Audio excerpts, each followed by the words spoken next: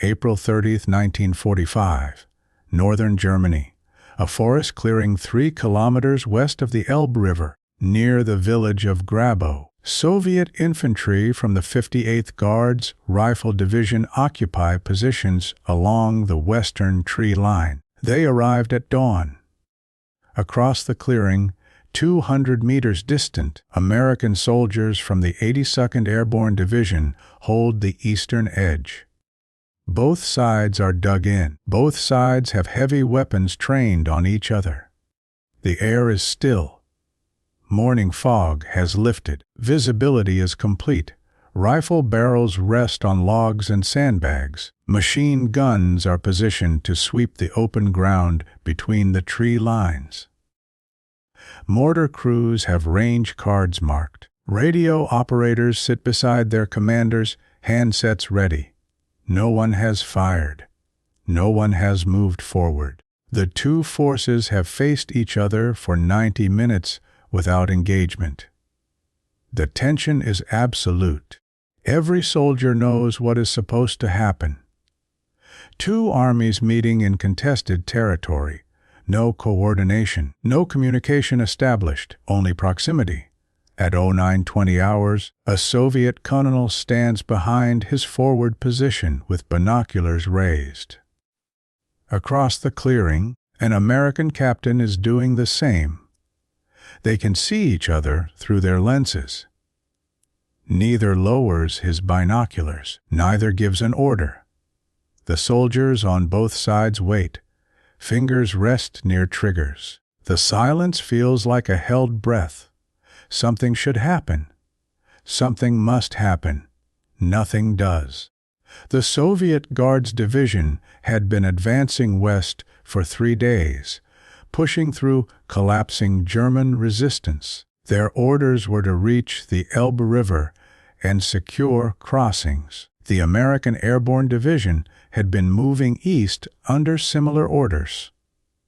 Reach the Elbe, establish contact with Soviet forces, and prevent German units from escaping encirclement.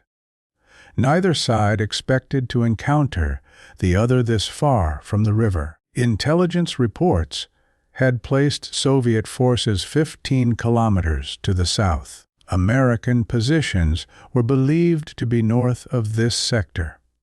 But the fluidity of the final collapse of the Third Reich meant that unit movements were unpredictable. German forces were disintegrating. Roads were clogged with refugees. Communication networks had broken down. The Soviet troops emerged from the forest into the clearing at 0745 hours. They immediately saw American helmets and uniforms across the open ground.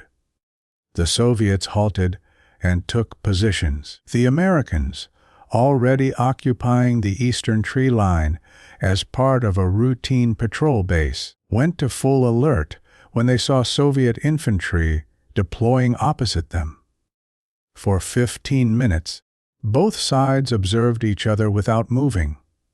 Then the Soviet colonel arrived. Then the American captain. Both officers assessed the situation. Both understood the danger. There was no established protocol for this encounter. No joint operations plan. No communication frequencies shared. The two armies were allies, but they had never fought side by side. They had advanced from opposite directions across a continent. Now they faced each other across a clearing with weapons ready. The tactical situation was symmetrical. Neither side had overwhelming advantage. Both were dug in. Both had cover. An attack by either force would result in casualties for both. Neither commander knew the other's intentions. Neither knew if the other side had orders to engage if challenged. The Germans were finished, but the war was not officially over. Rules of engagement remained in effect. Standard procedure in an uncertain contact situation was to establish communication, identify forces, and coordinate. But there was no communication link. No shared language among the junior soldiers. No liaison officers present. Just two groups of armed men staring at each other across open ground. Soviet doctrine for meeting engagements emphasized aggressive action. If contact was made with uncertain forces, establish fire superiority, assess the situation under cover of suppressive fire, then maneuver or withdraw as conditions dictated. Hesitation invited ambush. Speed and violence of action were prioritized. American doctrine was similar. When encountering unknown forces in forward areas, challenge and assess. If the challenge was not answered appropriately, assume hostile intent. Open fire if threatened. Withdraw under fire if outmatched. Do not allow the enemy to dictate terms. Both armies had spent years training their soldiers for decisive action in ambiguous situations. Soldiers were taught to react, not deliberate. Officers were taught to make rapid decisions under pressure. The initiative belonged to whoever acted first. The men on both sides understood this. The Soviet riflemen had fought from Stalingrad to Berlin. They knew combat. They knew when violence was imminent. The atmosphere in the clearing felt like the seconds before an assault. The Americans were equally experienced. They had jumped into Normandy, fought through the Netherlands, crossed the Rhine. They recognized the pre-combat tension. Both sides expected someone to fire, not out of hostility, but out of procedure. A warning shot, a signal, something to break the stalemate and force a response. Once the first shot was fired, doctrine would take over. Return fire, suppress, maneuver. The sequence was trained into muscle memory. The machine gunners on both sides had their weapons aimed. The fields of fire overlapped perfectly. If shooting began, the clearing would become a kill zone. Neither side could cross it without sustaining massive casualties. But both sides could inflict massive casualties on the other. The officers understood this. The Soviet colonel had already calculated the cost. His forward platoons would be cut down if they advanced, but his machine guns and mortars could devastate the American positions if they fired first. The American captain had made the same calculations in reverse. The logical outcome was for someone to take initiative and break the deadlock. Fire first and accept the consequences, or withdraw and concede the position. Staying in place without acting was not doctrine. It was paralysis. Yet neither side moved. Neither side fired. The Soviet colonel lowers his binoculars. He looks at his political officer beside him. The political officer says nothing. The colonel looks back at the American positions. He raises his binoculars again. He focuses on the American captain, who is still watching him. For 5 seconds, they observe each other through their lenses. Two officers, 200 meters apart, each waiting for the other to decide. The colonel lowers the binoculars. He does not reach for his radio. He does not signal his forward units. He stands still. Across the clearing, the American captain lowers his binoculars as well. He looks at his platoon sergeant. The sergeant is watching him, waiting. The captain shakes his head slightly. Not a refusal, just a negation. Not now. The captain raises the binoculars again. He watches the Soviet positions. He sees the muzzles of heavy machine guns. He sees helmets behind logs. He sees soldiers who are ready but not acting.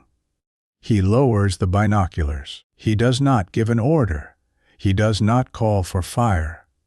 He stands beside a tree and waits. On both sides of the clearing, soldiers remain in position. Fingers stay near triggers. Eyes stay on targets. But no triggers are pulled. No shots are fired. The moment holds. The silence holds. Nothing happens. At 09:35 hours, the confrontation has lasted nearly 2 hours. Neither side has changed position. Neither side has withdrawn. Neither side has communicated. The stalemate continues without explanation. The Soviet soldiers begin to exchange glances. Not openly, just brief looks between men in the same foxhole. They do not understand why they have not received orders. They were taught to act. They are not acting. The absence of instruction is disorienting. One Soviet machine gunner shifts his weight. His loader looks at him. The gunner shrugs fractionally. They both return to watching the Americans. The gunner's finger remains outside the trigger guard. On the American side, similar confusion spreads. A rifleman near the center of the line turns his head slightly toward the man beside him. The second man does not turn. He keeps his eyes forward. But he whispers something inaudible. The first man nods and returns to his position. The platoon sergeant moves in a low crouch to where the captain stands. He speaks quietly. The captain listens without looking at him. The captain responds in 2 words. The sergeant nods and moves back to his position. He does not relay any orders to the squad leaders. Time stretches. The sun rises higher. Shadows shorten. The temperature increases slightly. The soldiers are uncomfortable. They have been in position for hours. Some are thirsty. Some need to relieve themselves. But no one moves. No one breaks position. At 09:47 hours, movement occurs on the Soviet side. A runner arrives from the rear, jogging in a crouch through the trees. He reaches the colonel and delivers a message. The colonel reads it. He folds the paper and places it in his pocket. He does not issue new orders. The runner waits, expecting instructions to carry back. The colonel dismisses him with a gesture. The runner retreats. The American captain sees this through his binoculars. He watches the runner leave. He watches the Soviet colonel remain in place. He lowers the binoculars and waits. The tension does not decrease. It simply continues. The soldiers on both sides remain ready. The clearing remains empty. The silence remains unbroken. The Soviet colonel's name was Mikhail Volkov. He had commanded his regiment since 1943.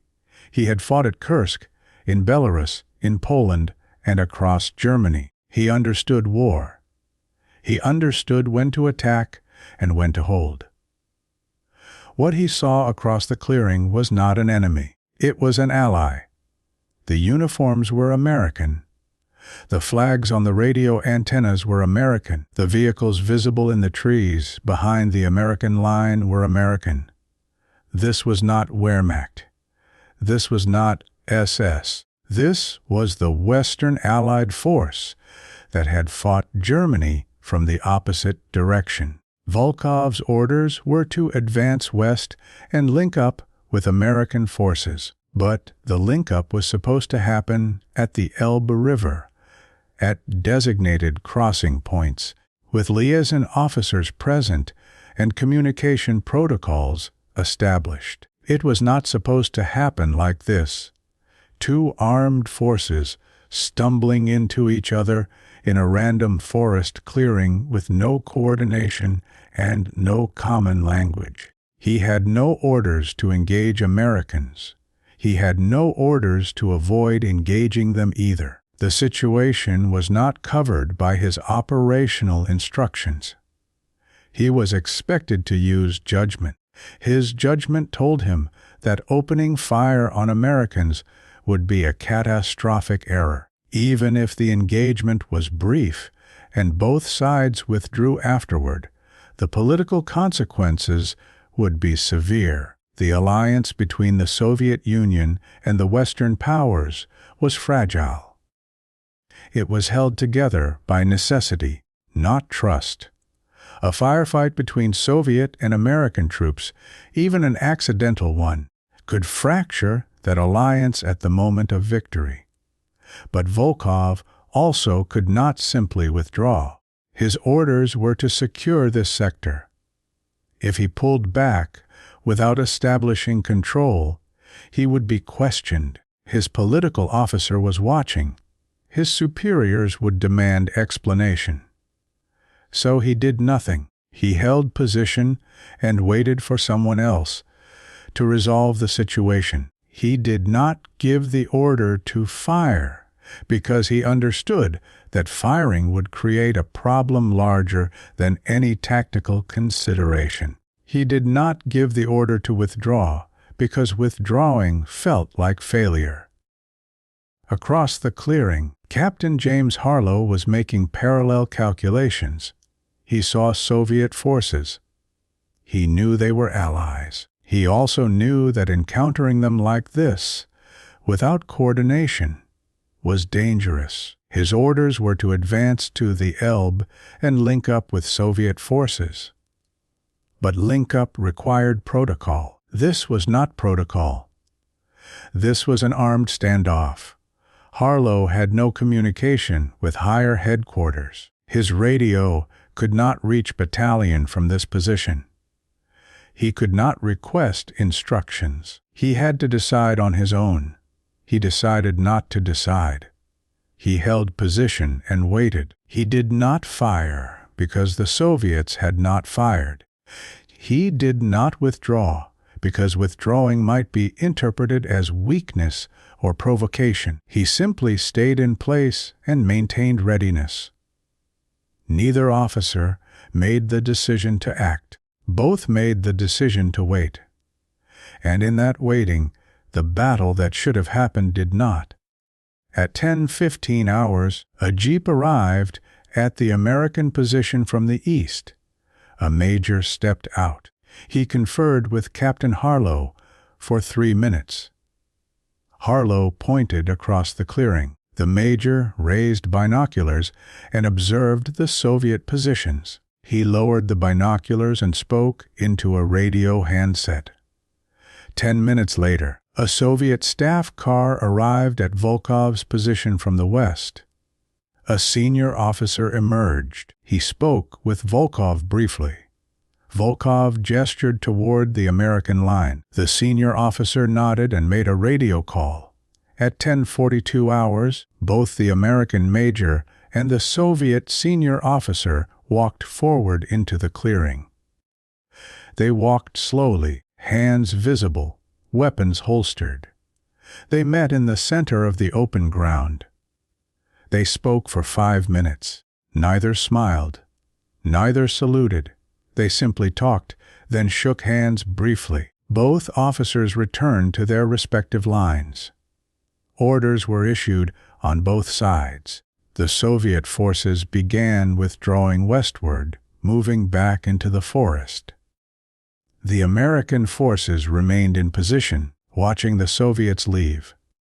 By 11:10 hours, the clearing was empty of Soviet troops. The American captain ordered his men to stand down. Weapons were cleared. The platoon consolidated and prepared to move. No one spoke about what had just happened. No one needed to. They understood. Two forces had faced each other. No one fired. The situation resolved without violence. By 11:30 hours, the American platoon had moved north to rejoin their company. The clearing was empty. The forest was silent. The confrontation was over. No shots had been fired. No casualties had occurred. The battle that was supposed to begin had ended without beginning. There is no formal after-action report documenting the confrontation near Grabow on April 30, 1945. The 82nd Airborne Division's daily log for that date notes routine patrol activity and movement toward the Elbe River. No contact with Soviet forces is mentioned. No standoff is recorded. Soviet records for the 58th Guards Rifle Division are similarly silent. The division's operational summary for April 30 lists continued advance westward and consolidation of positions. No encounter with American forces is documented. No engagement is reported. The absence of records is deliberate. Both sides understood that documenting an armed standoff between Allied forces, even one that ended peacefully, would raise questions. Why were units in position to fire on each other? Why was coordination not established beforehand? Why did it take 2 hours to resolve? The senior officers who arrived to defuse the situation ensured that the incident remained unrecorded. They ordered subordinates not to file reports. They made verbal agreements not to escalate the matter through official channels. The confrontation was treated as a misunderstanding, quickly corrected, not worth documenting. Neither Colonel Volkov nor Captain Harlow were commended or reprimanded. They received no recognition for avoiding disaster. They received no punishment for creating the situation. They simply continued their duties as if nothing had happened. The soldiers who were present did not discuss it afterward. They moved on to other objectives. The war ended 8 days later. The incident in the clearing became one of many experiences that were absorbed and forgotten, overtaken by larger events.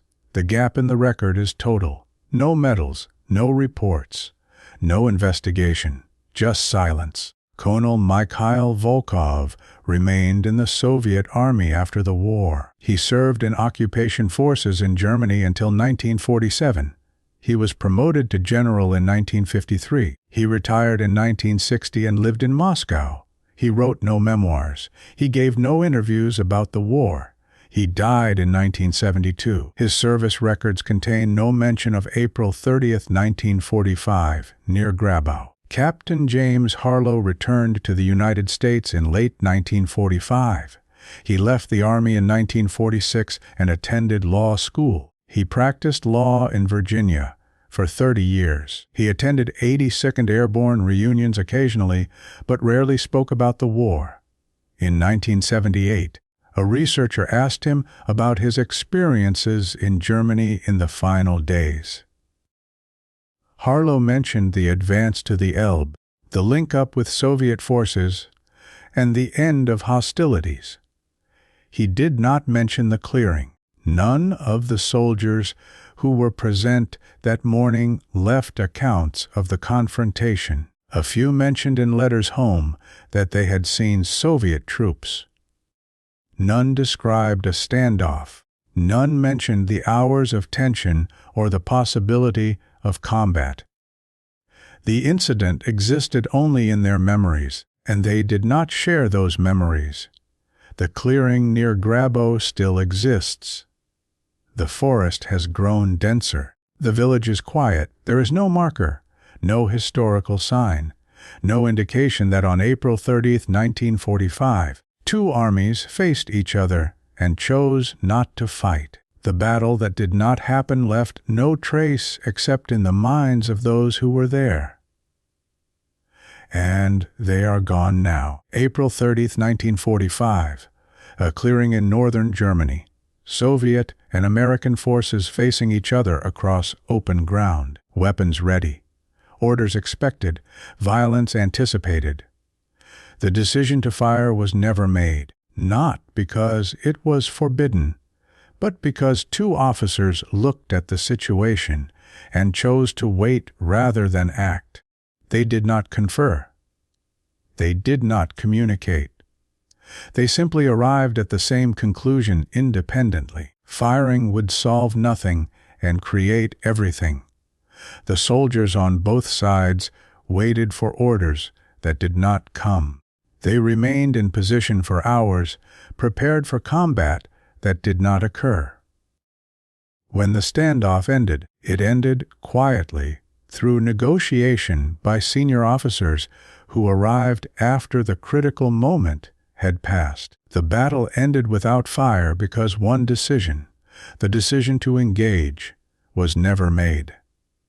Not by design, not by doctrine, not by coordination, but by the independent judgment of two field commanders who understood that some situations require inaction more than action. There is no record of their reasoning, no documentation of their thought process, no explanation of why they held their fire. The moment passed. The war continued.